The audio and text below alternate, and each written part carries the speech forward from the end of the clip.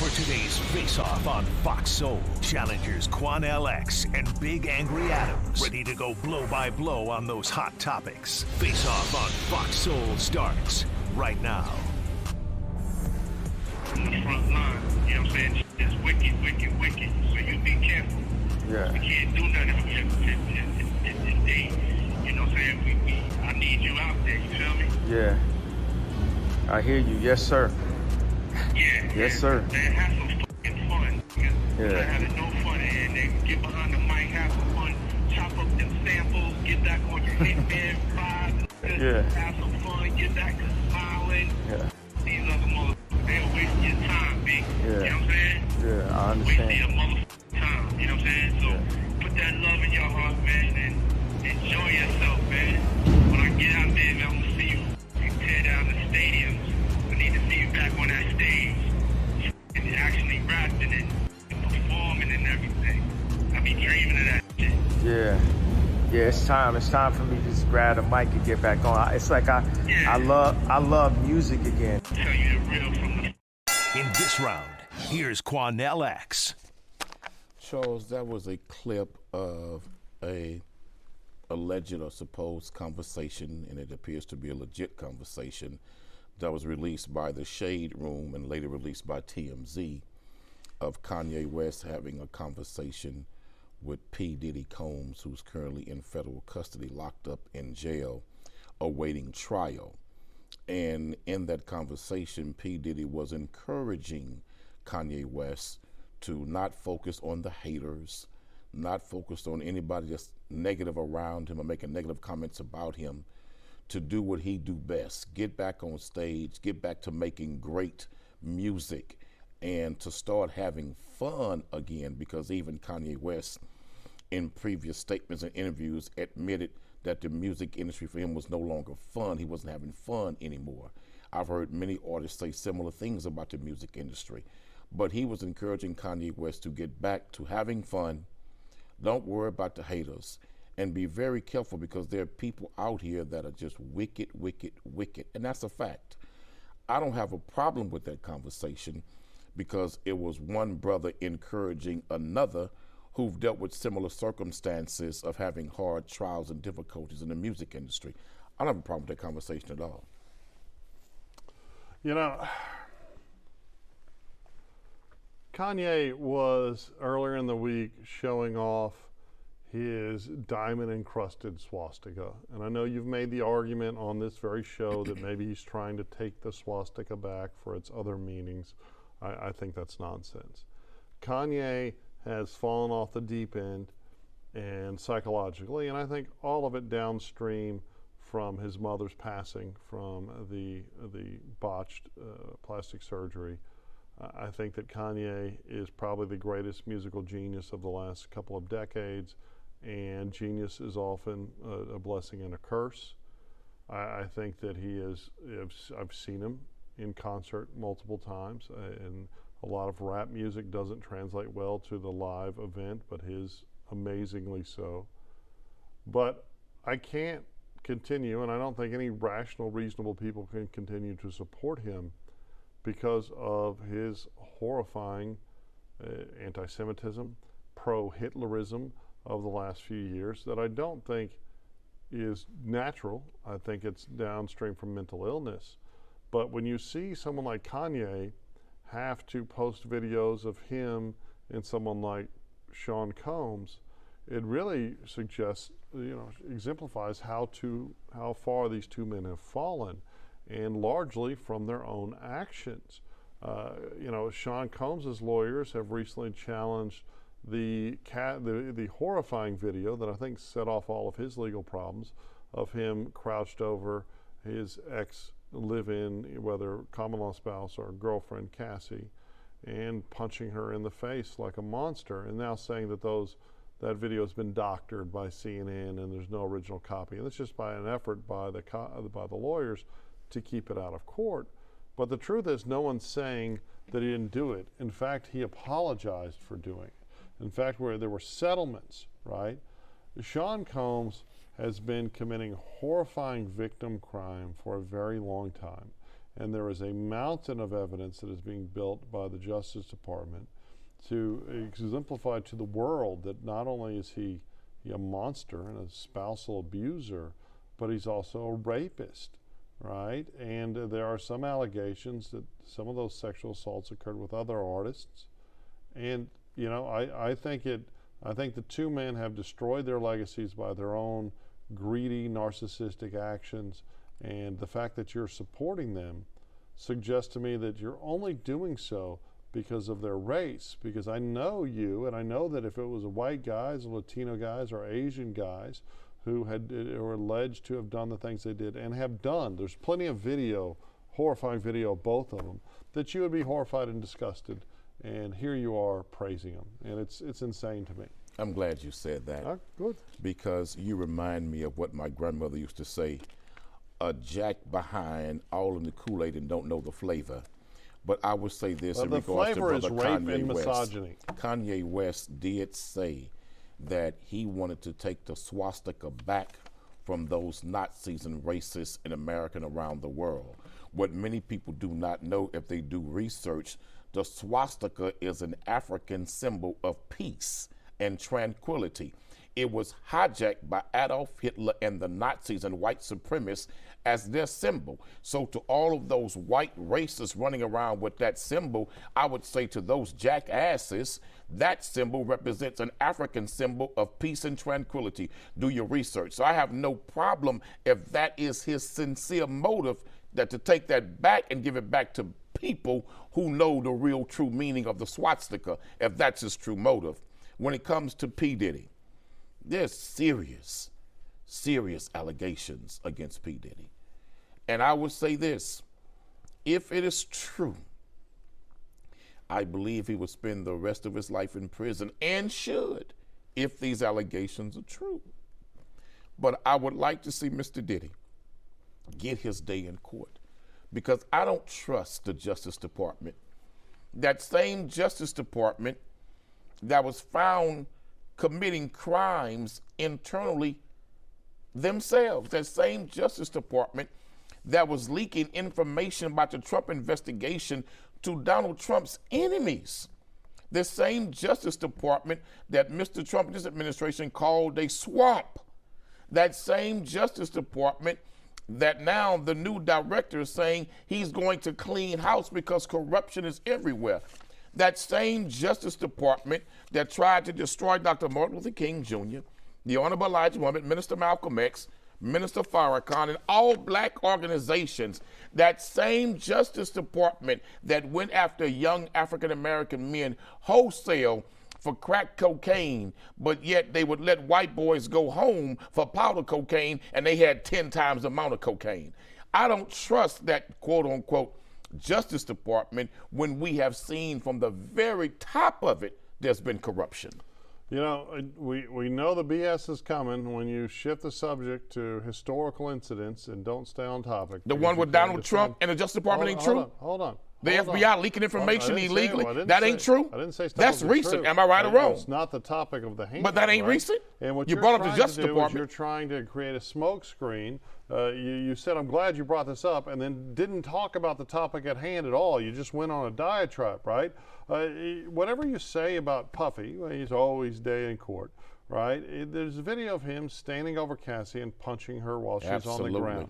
Okay? And that makes him a monster. And if he also drugged and raped scores of women, that makes him a monster too. And it seems like there's a tremendous amount of evidence to that. But let's go back to the swastika. It was not an African symbol, it was a Hindu symbol. It was an African symbol, sir. Do your research. It wasn't Hindu. No, I know you want to take credit for everything. It was an African symbol. You know, while you haven't achieved research. anything, but the truth is that that's a Hindu symbol that is still used quite a bit in places like Indonesia, and that it still is, right? But there is no evidence to support the argument that Kanye is trying to take it back. He said it already. Well, hold on. He came out and said that. While he was also praising Hitler and condemning Jewish people generally.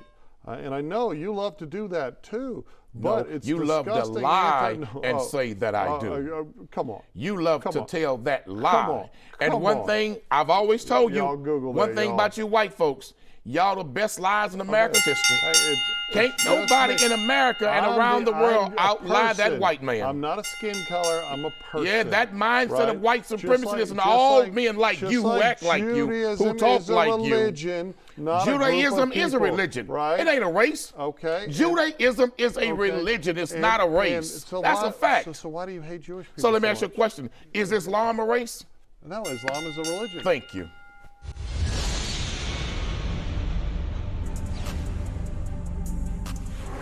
An auto pen. I personally had not, but now I have. It's what you're looking at on your screen right now. A pretty ordinary piece of machinery, but now at the center of what some people worry could be the first real, we're going to call it constitutional crisis. That's what some are saying.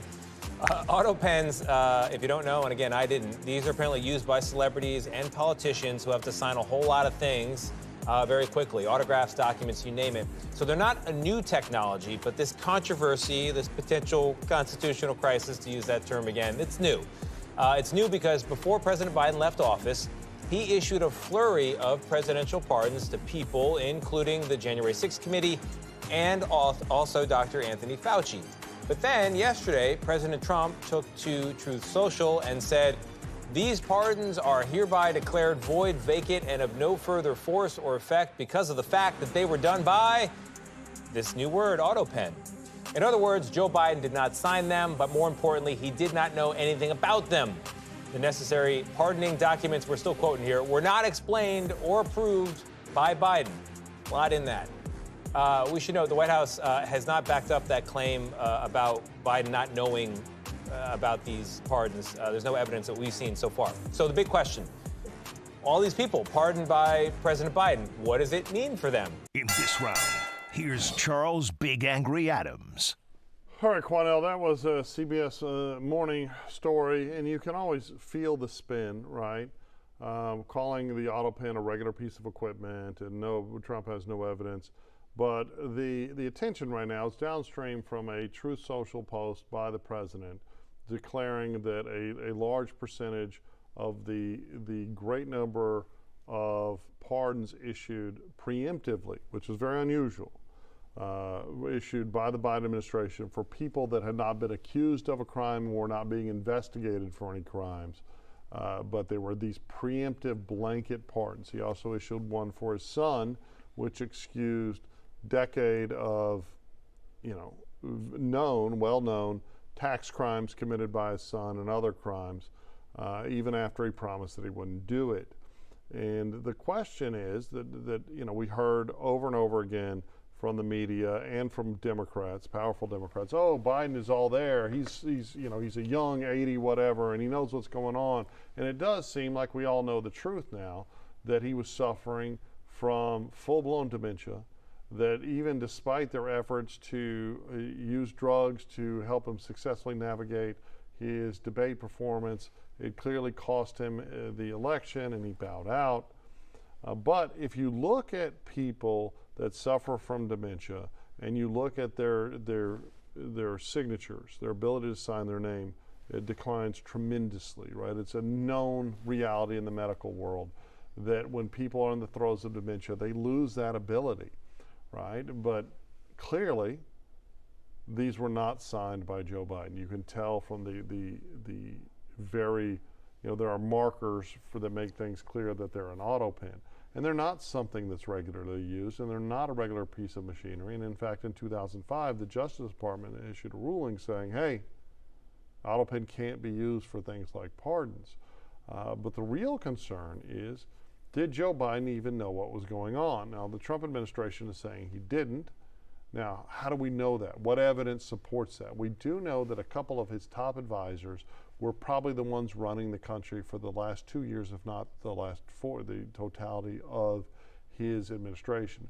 We do know that there was a lot of friction between his camp and Vice President Harris's camp, and she was somewhat shunned from this decision-making that was made by people who were not elected. And now we have Democrats and the media screaming about Elon Musk and other people that weren't elected and Trump. It is frightening to think that somebody who wasn't president just issued a bunch of pardons. I personally do not think that the court is going to, any court, including the Trump-biased Supreme Court, is going to open up that can of worms. I don't think they're going to allow these investigations. I'd love to see these investigations because I think the corruption during the Biden administration and the Democrats' corruption during Trump's first administration should be exposed to the world, as I think any Trump corruption should be exposed to the world. But I don't think anything will come of it. There was significant evidence shown to the entire world that former President Biden was suffering from the very least of early stages of dementia. I don't think it was full blown, as you have said, but early stages of dementia was obviously there. We can agree to disagree. There were enough public appearances and public comments and statements to where there were clear signs that there were some struggles and challenges there because of age. My concern is, Charles, that if it is true that the Justice Department and federal courts will have to make this decision now, Donald Trump cannot rule those pardons, quote unquote, null and void, as he said on Truth Social. It's up to federal courts, and ultimately it may even go to the Supreme Court. And I don't think it will. If those pardons are still legit. And I agree with you, they're not going to go down that aisle. They're not going to put that can of worms. Because if they rule, this is important, American people, if any court rules, in particular Supreme Court, that these pardons are illegal, that Joe Biden had no knowledge of these pardons because he, quote unquote, was not running his administration at that time because he was sick, mentally incapable of doing so. Can you imagine what other cans will open up when they make that ruling? That means his entire administration, the second term, was ran by somebody else. Can you imagine the damage that would be done if they could prove the president was not in charge of the Oval Office for years? They not going down at all, Charles. Well, but I think that there are some non-profit Charles, they would cover that up before they let that come out, Charles. It's not just the pardons. He has signed other documents, allegedly, that were signed in Washington when he was in Delaware, when he was out of the District of Columbia. So no one knows how those. That's exactly why they're not going to go down that aisle, Charles. So casual. If they open up that can of whoop ass, it'll be crazy in America. But maybe what they would need happen? to. I mean, the truth is that it does seem like, despite all the lies from the media, and I hate. I'm not one of those all the media's, but man, we've been getting lied to a lot lately. All the lies about his mental. They took. Remember, and some of them were just blatant lies. They were just, oh no, he's the one that is teaching me. He's the brightest person in the room. And well, politicians do lie. Are you shocked? And they lie on both sides of the aisle. But here's the thing, that if his surrogates were so casual with the auto pen that they were issuing executive orders, signing legislation, signing pardons, while he wasn't even in the White House. Why it's demonstrably clear. So if they acknowledge that, a federal court or the U.S. Supreme Court, what do you think the damage would be? Well, I think the damage would be to Biden's legacy. It would be media. It would be historical. That means every document that bears his signature would be null and void, Charles. No, not every document. Charles, if they rule that man was mentally incapable of governing the Oval Office and that he was incompetent, that means every damn document he signed comes into suspect and suspicion, and it would be overturned. So that means everything he signed on behalf of Ukraine, all of these pipelines he shut down and other rulings, that means all of that would be illegal because it wasn't him. Well, Charles, can you imagine the damage will the fallout from that? Well, do you not want the truth? The Supreme Court is not going to allow it. Are you not interested in the truth? I would love the truth, but let me tell you why the Supreme hopefully Court. we're about to see the JFK documents. Let me tell you what. That's a lie. We're going to see some. Let me tell you why the Supreme Court would not do that, because it's already been proven that the Supreme Court is not of supreme integrity like many of us thought. When we found out some of the corruption from some of those on the Supreme Court. How was that proven? Them vacation trips. Flying on private jets. Okay. Let's talk about it. Well, taking $1 million vacations. How in the hell does Supreme Court justice take $1 million vacation? Paid for by a billionaire who has had legislation going through the federal courts. Well, who has had cases in the federal courts. How is somebody that entered Congress 6 years ago with 200 grand Broke. to their name. Not 200 grand, 25,000. Worth $30-40 million. How are senators worth $100 million? Now, see, that's the real conversation. Right. But see, that's the conversation they want the American people to have. But that's they want the American people to pay attention to distractions that are foolishness, but not that subject matter. I think there are obviously issues with Trump and his integrity and his narcissism and all that. But I think the way you saw so many people like the Cheney family, so many Republicans, and so many Democrats line up to try to put this man in prison was because they saw him as someone who was unwilling to play ball. Right, who was willing to expose. Now, I think a lot of it's driven by his own greed. They didn't just try to put him in prison. Right. They tried to assassinate him. Well, I don't think that. Yeah, you're not buying that one, but I absolutely believe that young man was not a lone actor. That young man didn't take a rifle from his daddy's house and go climb up on top of a damn building where everybody looking at him, Secret Service, see him, the police, see him, law enforcement watching him, and he's allowed to climb to the top and shoot that man down in the head. You believe that lie too? What I don't understand about you believe that lie? It's just yesterday you were calling Trump a felon and vilifying him. He is a felon. And now he is a convicted felon, but I'm not buying that was a lone shooter, some teenage boy just disgruntled, and he did all of that in front of all the law enforcement and could shoot that man from the roof. I hope the Supreme Court, I hope some court looks into the fact that Biden's surrogates were abusing the auto pen to run the country. Well, then why don't Congress look into them damn $1 million trips that the Supreme Court justice was taking? Why don't we look at some of them private jets they was riding on? I love the truth. And if we get the truth out, well, I think the American people win.